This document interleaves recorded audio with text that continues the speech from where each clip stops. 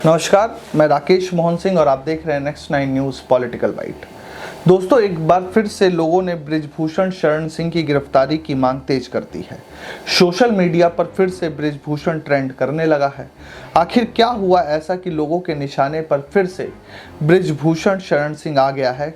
वो बृजभूषण शरण सिंह जो कथित तौर पर महिला पहलवानों के साथ शोषण करने वाला व्यक्ति है या इस पूरे मामले में आरोपी है। दर्शकों, कल एक घटना बताता हूं देश की आर्थिक राजधानी से निकल कर आई मुंबई से। मुंबई की एक अदालत ने 27 साल के कोच को 10 साल की बच्ची के साथ यौन शोषण करने के आरोप में 5 साल की सजा सुना दी, जिसके बाद बृजभूषण शरण सिंह की गिरफ्तारी की मांग तेज हो गई। आखिर क्या कुछ कहा कोर्ट ने 27 साल के कोच को सजा सुनाते हुए, वह जानना आपके लिए बहुत जरूरी है। साथियों, कल मुंबई की माननीय अदालत ने यौन शोषण के मामले पर सुनवाई करते हुए 27 साल के कोच को 5 साल की सजा सुनाते हुए कहा कि कोच होने से आपको बच्ची की छाती या हिप पर बेवजह हाथ मारने या चुटकी काटने की इजाज़त नहीं मिल जाती। दर्शकों, लेकिन यह कितना बड़ा दुर्भाग्य है कि राजनीतिक संरक्षण प्राप्त बृजभूषण पर कोई हाथ डालने की हिम्मत तक नहीं कर पा रहा है। बृजभूषण सत्ता के मद में कुछ इस तरह से चूर है कि वह किसी न किसी बहाने से अपने अहंकार का तेजाब अंतर्राष्ट्रीय पदक विजेता महिला पहलवानों की लड़ाई पर छिड़कने से नहीं चूकता है। अभी हाल ही में हमने देखा और सुना था कि किस तरह से सत्ता में मतवाला हो चुका बृजभूषण कैसे नारे लगा रहा था कि दबदबा है और दबदबा कायम रहेगा। लेकिन ज़्यादा फजीहत होने पर खेल मंत्रालय ने कुश्ती फेडरेशन की नई समिति को निलंबित कर दिया। दोस्तों, यहाँ समझने की ज़रूरत है कि कुश्ती फेडरेशन को निलंबित किया गया, ना कि रद्द किया गया। यानी कि सरकार ने दिखाने के लिए समिति को निलंबित तो कर दिया, लेकिन भविष्य के लिए एक पतला रास्ता तो खुला छोड़ ही दिया है।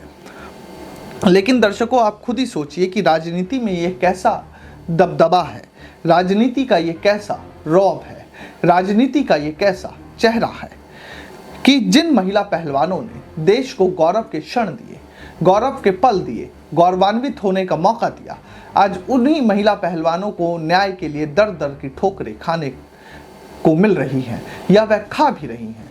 उनके आंसू जगह बेवजह या यूं कहें जगह हर जगह निकल ही जाते हैं। लेकिन आप खुद ही सोचिए कि राजनीति किस मोड़ पर आ गई है। दिल्ली पुलिस जो इस पूरे मामले की जांच कर रही है, वो बार बार कहने के बाद भी कि बृजभूषण को, दिल्ली पुलिस का कहना है कि जब भी मौका मिला उन्होंने महिला पहलवानों को बार बार छेड़ा, लेकिन किसी की हिम्मत तक नहीं बन पा रही है कि बृजभूषण को नाखून से भी छू ले। समझे, नाखून से भी छू ले।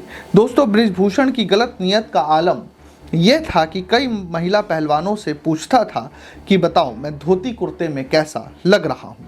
कथित तौर पर महिला शोषण की सोच रखने वाले बृजभूषण शरण सिंह महिला पहलवानों को कहता था कि अगर कुश्ती खेलनी है तो चुप रहना पड़ेगा। दोस्तों, न्यायालय में चल रही बहसों से पता चलता है कि जब भी महिला पहलवान बृजभूषण के साथ कमरे में रहती थी तो वह पुरुष खिलाड़ियों या कमरे में मौजूद अन्य पुरुषों को बाहर जाने के लिए कह देता था। दोस्तों, आप खुद ही सोचिए कि आखिर बृजभूषण को महिला पहलवानों के साथ ऐसी कौन सी बात करनी होती थी कि वह कह देता था कि तुम सब बाहर चले जाओ। कोई भी शरीफ आदमी किसी अनजान महिला से अकेले बंद कमरे में मिलने की हिम्मत क्या जुटा पाएगा? इस बात का सोच आप खुद सोचिए, विवेचना आप खुद कीजिए। जब तक उसके मन में कुछ गलत करने की सोच ना हो या जब तक कि उसकी फितरत ना हो ऐसा या ऐसी फितरत का इंसान ना हो। दोस्तों, लेकिन सवाल तो ये भी बनता है कि जिस दल से बृजभूषण आते हैं वह दल नारी वंदन का हल्ला जोर शोर से करता है। उस दल के सबसे बड़े नेता लाल किले के प्राचीर से कहते हैं कि महिलाओं को मजबूत करने की आवश्यकता है, इस देश में महिलाओं को सशक्त बनाने की आवश्यकता है। लेकिन अपनी ही पार्टी में लगातार कई ऐसे नेता हैं जो महिलाओं के साथ अपराध करने या उनका यौन शोषण करने के आरोप में या तो सजा याफ्ता है या कोर्ट के चक्कर लगा रहे हैं। स्वामी चिन्मयानंद, कुलदीप सेंगर, कौन भूल सकता है इन लोगों को। चाल चरित्र और चेहरे की बात कहने वाले दल में इस तरह के चाल और चरित्र और चेहरे वाले नेता कब और कैसे अपनी पैठ बना गए, इस बात की विवेचना सत्ता के मौजूदा दल को खुद करने की जरूरत है। बृजभूषण जिस दल से आते हैं वह दल नारी शक्ति वंदन को बहुत जोर शोर से उठाता है और उसको पूरा करने का दम भरता है। लेकिन उसी दल के बड़े बड़े नेताओं ने इस पूरे मामले पर आखिर क्यों चुप्पी साध रखी है? आखिर क्या मजबूरी है विश्व के सबसे बड़े और भारत की सत्ता पर विराजमान दल की? वह बेबस सी नजर आ रही है महिला शोषण करने वाले नेता के सामने। क्या राजनीति और सीट किसी भी दल के लिए महिला सम्मान से ऊपर हो सकता है?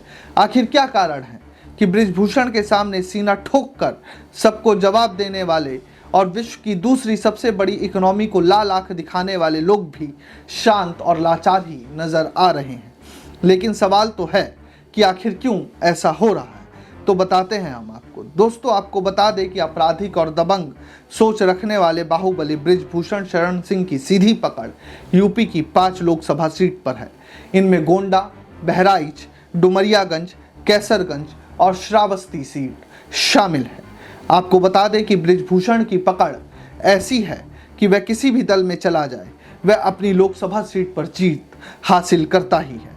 यानी कि बृजभूषण का खौफ या बाहुबली पकड़ कह लीजिए कि वह किसी भी दल में चला जाए उसके ऊपर कोई असर नहीं पड़ता है, वह जीत कर लोकसभा पहुंचता ही है। शायद नारी शक्ति वंदन बिल का महिमा मंडन करने वाला दल सत्ता लोलुपता के आगे इस कदर लाचार सा दिखता है कि वह कुछ कहने की हिम्मत ही नहीं कर पा रहा है। शायद इसी राजनीतिक प्रभाव का फायदा उठाकर बृजभूषण महिला पहलवानों के आगे अपनी बाहें चढ़ाता रहता है कि सत्ता से टकराओगे तो वजूद जो भी बचा है वो भी चला जाएगा। लेकिन कहते हैं ना, संघर्ष की रातें लंबी होती है और जब सच्चाई का सूरज उगता है तो उसके तेज के सामने सभी के झूठ से पर्दा हट जाता है। वही हाल बृजभूषण का भी होगा। दोस्तों, महिला पहलवान विनेश फोगाट तक ने यह आरोप लगाया था कि बृजभूषण ने 1-2 नहीं लगभग 1000 लड़कियों के साथ शोषण किया है, लेकिन अभी तक सजा नहीं मिल पाई है। ये कैसा न्याय मिल रहा है देश की महिला पहलवानों को कि जिस देश को उन्होंने गौरव के क्षण दिए, आज वही लोग देश के भीतर न्याय के दर दर की ठोकरें खा रही हैं। जिस पर आरोप है वह खुलेआम सत्ता के मद में चूर है। आखिर न्याय महिला पहलवानों को इस देश में कब तक मिल पाएगा? ये अपने आप में यक्ष प्रश्न खड़ा है, न्यायालयों के सामने भी और सत्ता दल के सामने भी। अब आप लोगों को क्या लगता है कि बृजभूषण शरण सिंह को सजा कब तक होगी? हमें जरूर लिख भेजें। देश और दुनिया की तमाम खबरों के लिए देखते रहिए नेक्स्ट 9 न्यूज़ पॉलिटिकल बाइट। धन्यवाद।